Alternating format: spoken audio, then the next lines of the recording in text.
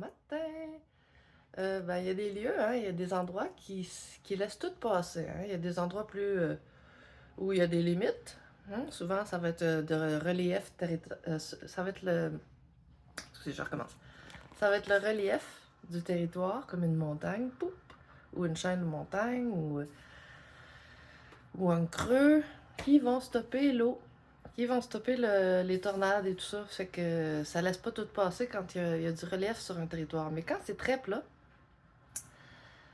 là, le vent peut, puis l'eau peuvent faire ce qu'ils veulent. Ils peuvent passer sans aucune limite. Alors voilà.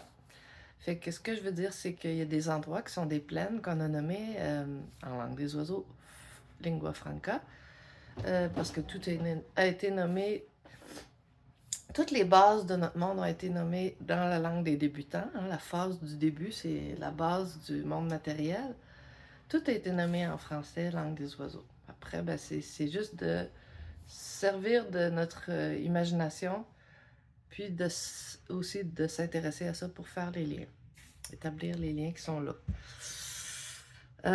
Qu'est-ce qu'on a comme sas? On a des sas, des passages pour l'eau et le vent, des territoires qui sont identifiés comme tels. En Amérique du Nord, on a le Kansas, l'Arkansas, Arkansas, puis la Saskatchewan. Alors, je sais pas, j'avais sûrement peut-être déjà fait une vidéo là-dessus. Je sais que j'en ai déjà parlé. Mais je voulais juste rementionner ça, puis me poser la question, est-ce qu'il vous en vient d'autres, des noms de lieux qui ont le mot SAS, un SAS, S-A-S, à l'intérieur? Pourquoi SAS? Parce que c'est des lieux qui laissent passer les éléments. Puis, je vais ajouter aussi que la Saskatchewan, c'est un cas. Il faut en faire un cas en langue des oiseaux. Il y a toujours un cas quelque part. Il faut l'entendre. Puis c'est ça, ils disent que c'est la Saskatchewan. Je sais pas c'est quoi l'historique qu'ils nous donnent sur Wikipédia, mais ça m'intéresse plus ou moins. Parce que pour moi, j'entends de quoi il s'agit. C'est un territoire qui est un sas.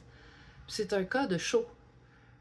Saviez-vous ça, vous autres? Moi, je le savais pas, mais je l'ai appris quand j'ai voyagé par là-bas que on pense que leur exploitation principale en Saskatchewan, parce que moi, c'est ce que j'avais appris, me semble, à l'école. Je pensais que c'était le grain, les céréales.